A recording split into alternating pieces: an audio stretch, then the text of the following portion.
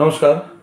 অনেক জাতক দেখবেন বিবাহের পর স্ত্রীর দ্বারা নিগৃহীত হয়, অত্যাচারিত হয়। কেন হয়? জন্মছকে 12টা ঘর আছে, তাহলে হচ্ছে 12টা লগ্ন। তাই জন্মছকটা এখান থেকে শুরু করলে 12টা ঘর আছে, 12টা হচ্ছে লগ্ন। এবার কার কি লগ্ন আছে সেটা তার হচ্ছে ফার্স্ট হাউস, যেটা লগ্ন হবে ঘরের মধ্যে সেটা তার ফার্স্ট হাউস। আমি এখানে একটা লগ্ন ধরলাম, লগ্ন হচ্ছে ফার্স্ট হাউস। তাহলে আপনাদের জন্মছকে যেটা লগ্ন হবে সেটা হচ্ছে, যে ঘরটায় লগ্ন বসবে সেটা হচ্ছে আপনাদের ফার্স্ট হাউস। তাই লগ্নকে কাউন্ট করে 1 নম্বর ঘর ধরে যদি 1 2 3 4 5 6 7 এই 7 নম্বর হাউস, তাই লগ্নকে কাউন্ট করে তার 7 নম্বর ঘরটাকে দেখতে হবে।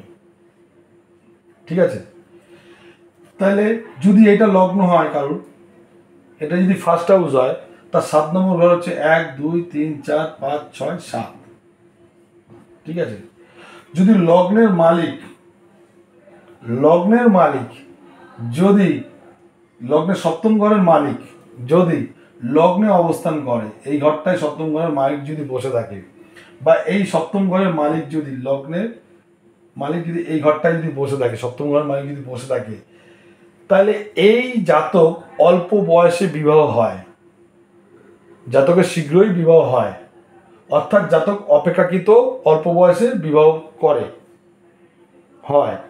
এরূপ জাতক সচরাচর ধীর, ভোগী, প্রবাসী, বিচক্ষণ, বাদ্রগ্রস্ত, কিন্তু এই জাতক স্ত্রী দ্বারা নিগৃহীত হয়। তাহলে আপনার জন্মছকে দেখুন 7মপতি লগ্নে অবস্থান করে আছে কিনা।